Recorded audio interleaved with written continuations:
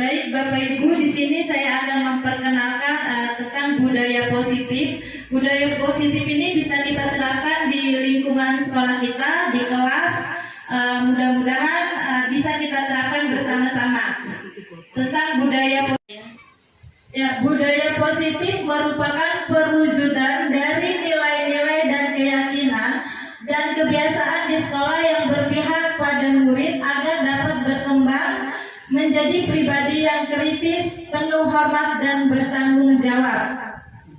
Di sini budaya positif meliputi 6 kegiatan. Yang pertama, pembelajaran paradigma stimulus respon. Yang kedua, konsep disiplin positif.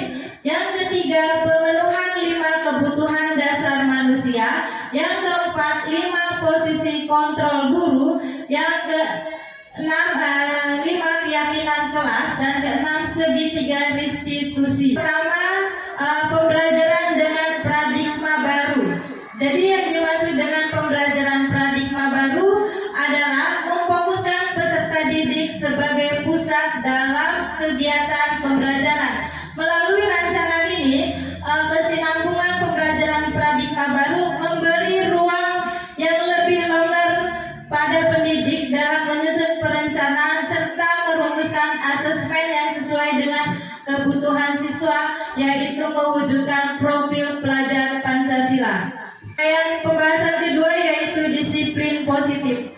Jadi dimaksud dengan disiplin positif ini adalah pembiasaan-pembiasaan hal yang baik, mencakup sikap atau perilaku maupun tutur kata oleh seluruh warga sekolah, terutama bagi murid, agar dapat berkembang menjadi pribadi yang kritis, mandiri, dan bertanggung jawab. Jadi disiplin positif ini bagus sekali kita terapkan di sekolah kita, apalagi di dalam kelas. Bagaimana mereka nanti dapat belajar dengan disiplin, masuk dengan tepat waktu, mengerjakan tugas dengan mandiri dan penuh keyakinan. Itu bisa sekali kita terapkan di kelas kita sendiri dengan disiplin positif. Oke, materi yang ketiga yaitu kebutuhan dasar manusia. Kebutuhan dasar manusia merupakan sesuatu yang dilakukan untuk mendapatkan apa yang kita inginkan. Seluruh tindakan yang kita lakukan memiliki tujuan. Semua usaha terbaik yang kita lakukan agar kebutuhan dasar kita terpenuhi dengan baik. Jadi kebutuhan manusia ini maksudnya di sini kita sebagai pendidik, bagaimana kita memberikan motivasi atau tujuan yang baik kepada peserta didik kita sendiri.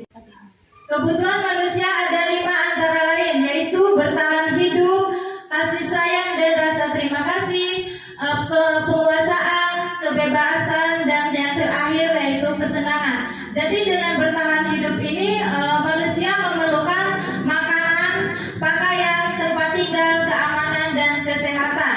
Lalu kasih sayang dan rasa diterima, yaitu rasa diterima, diperdulikan, berbagi kerjasama, dan menjadi bagian kelompok. Penguasaan, yaitu harga diri, keinginan untuk dianggap pemimpin, berprestasi, diakui, dan didengar. Yang kebebasan yaitu mandiri, memiliki pilihan, mencoba hal baru, dan mampu mengendalikan diri. Yang terakhir yaitu kesenangan, bermain, humor, antusias, dan tertawa. Untuk kesenangan itu pasti anak-anak dibutuhkan untuk kesenangan di dalam kelas. Jika anak-anak mempunyai rasa yang kurang senang, pasti rasa ingin belajar atau antusias belajarnya pasti berkurang. Lalu kebutuhan dasar manusia, ada 3 kebutuhan dasar manusia, yaitu yang pertama hukuman, kedua konsekuen, dan ketiga restitusi. Hukuman yaitu tindak rencana atau tiba-tiba. Yang kedua, murid tidak tahu apa yang akan terjadi.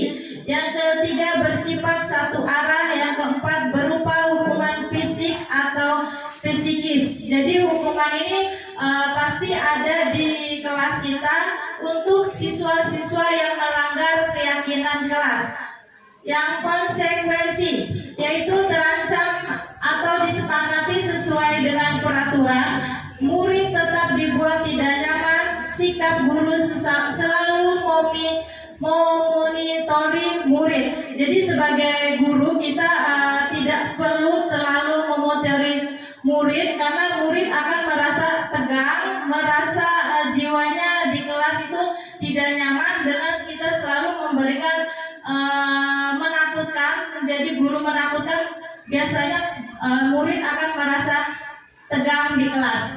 Yang ketiga, restitusi. Proses menciptakan kondisi bagi murid untuk memperbaiki kesalahan. Proses kolaborasi yang mengajarkan murid untuk mencari solusi sendiri. Maksudnya di sini adalah proses menciptakan kondisi bagi murid untuk memperbaiki kesalahan. Jadi jika di murid itu mendapatkan sebuah masalah, jadi kita menyelesaikannya, tanyakan kepada muridnya, kalau kamu melanggar hukuman, apa yang akan terjadi, atau apa yang konsekuensi dari hukuman yang kamu lakukan atau kesalahan yang kamu lakukan. Yang keempat, contoh lain penerapan 5 posisi kontrol guru. Kasusnya adalah murid tidak mengerjakan tugas yang diberikan guru. Penghukum berdiri dengan sebelah kaki di depan kelas. Pembuat merasa bersalah. Kesekian kali ibu sudah ingatkan kamu senang yang melihat ibu terus-terusan bertindak seperti ini. Jadi kasusnya ini adalah murid tidak mengerjakan tugas dari guru. Jadi kita memberikan hukuman, misalkan maju ke depan, terus angkat kaki sebelah, itu jangan diterapkan lagi ya, Bapak Ibu. Ya, saya mohon jangan diterapkan lagi dengan hukuman seperti itu. Tetapi kita beri arahan atau bagaimana murid itu bisa mengerjakan tugas tanpa menghukum murid tersebut. Ya, kasus kedua, murid tidak mengerjakan. Nah, ada teman di sini. Ayo dong kamu kerjakan tugasnya nanti. Kalau sudah selesai kita main games. Biasanya teman di dalam satu kelas atau teman sebangkunya itu kesal dengan apa yang sudah dilakukan temannya karena tidak mengerjakan tugas. Biasanya saya kalau mengancam, seharusnya tidak terjadi dengan ancaman seperti itu, tapi kan kadang kita membuat jerah anak supaya mengerjakan tugas. Siapa yang belum selesai atau siapa yang belum mengerjakan tugas tidak boleh istirahat. Pokoknya kalau kita mau istirahat, teman kamu harus selesai. Jadi teman sebelahnya pasti marah kepada temannya karena dia tidak mengerjakan tugasnya, jadi dia tidak istirahat bersama-sama. Kemudian ada manajer. Apakah kamu tahu kesalahanmu, keyakinan sekolah yang kamu langgar, dan apa yang akan kamu lakukan untuk menyelesaikannya? Jadi yang terakhir ada pemantau. Kamu sudah melakukan kesalahan yang sudah mengetahui konsekuensinya, sekarang selesaikan dan segera kumpulkan.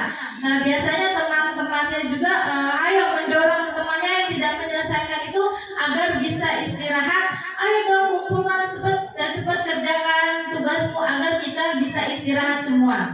Seperti itu. Yang kelima, keyakinan kelas. Keyakinan kelas ini merupakan kesepakatan kelas yang diyakini bersama guru dan murid dengan harapan dapat meningkatkan kedisiplinan murid. Keyakinan kelas berupa pertanyaan dalam bentuk positif dan bersifat abstrak. Keyakinan kelas hendaknya tidak terlalu banyak sehingga mudah diingat dan dipahami. Untuk kita sebagai pendidik, kita harus membuat keyakinan kelas di dalam kelas. Jadi anak-anak itu insya Allah tidak akan melanggar peraturan kelas yang telah kita buat atau kita sepakati. Jadi keyakinan kelas ini harus kita terapkan di dalam kelas kita sendiri. Baik Bapak Ibu, ini adalah contoh keyakinan kelas yang saya terapkan di kelas saya sendiri, di kelas 2B. Bersama-sama kita saksikan atau kita lihat, mudah-mudahan Bapak atau Ibu bisa membuat keyakinan kelas yang lebih indah lagi atau bagus lagi untuk murid-murid kita di kelas.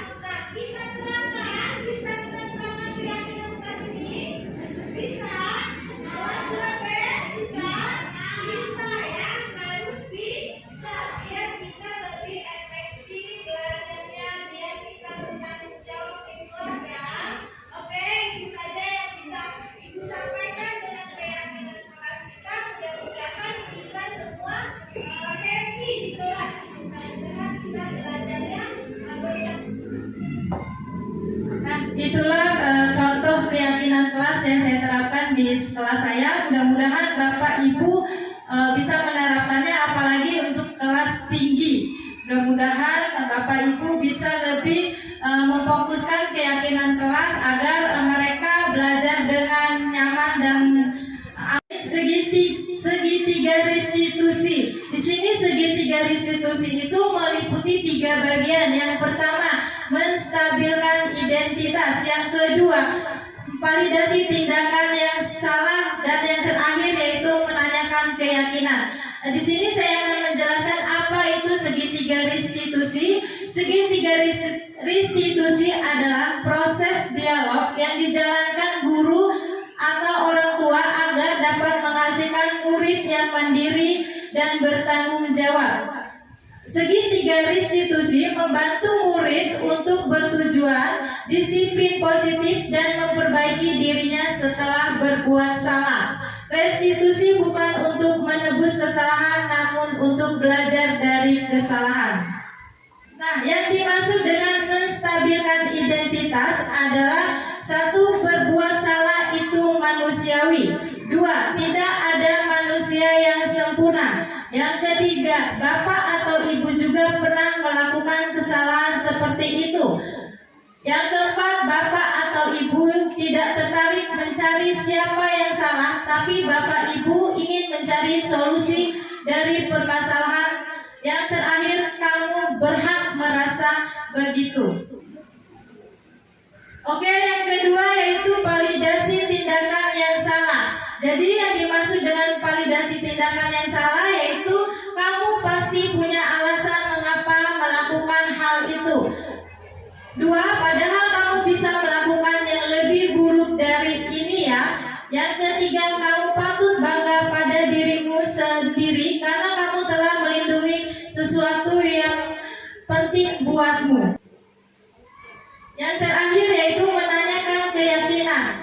Antara lain yaitu apa keyakinan kelas kita. Yang kedua, nilai-nilai apa yang kita telah sepakati. Yang ketiga, seperti apa gambaran kelas yang ideal menurut kamu. Dan yang terakhir, kamu mau jadi orang yang seperti apa. Ini Bapak Ibu ada sebuah contoh untuk penerapan segitiga restitusi, di mana murid saya pernah melakukan kesalahan, mengobrol di dalam kelas, tugasnya belum selesai sudah mengobrol di dalam kelas. Lalu ada juga yang mengajak siswa atau temannya untuk bermain sebuah gambaran, padahal tugasnya belum diselesaikan. Ini contoh dari segitiga restitusi.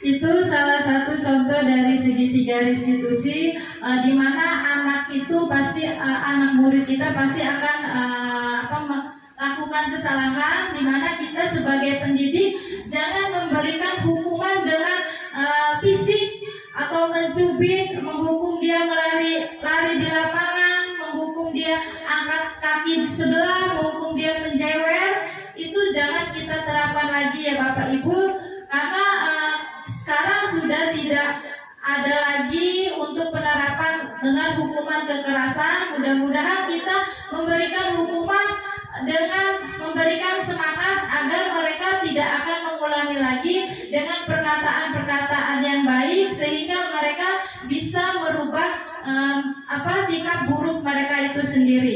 Baiklah Bapak Ibu, itu saja yang bisa saya sampaikan atau saya terapkan untuk budaya positif dengan keyakinan kelas, dengan tindakan restitusi. Mudah-mudahan kita semua bisa dapat menerapkan keyakinan kelas untuk di kelas kita masing-masing, bisa menerapkan segitiga restitusi untuk murid-murid dalam melakukan kesalahan. Mudah-mudahan kita bisa memberikan kebijaksanaan kepada murid-murid kita yang memberikan kesalahan tanpa memberikan hukuman kekerasan. Itu saja yang bisa dapat saya sampaikan. Saya akhiri. Assalamualaikum warahmatullahi wabarakatuh. Waalaikumsalam.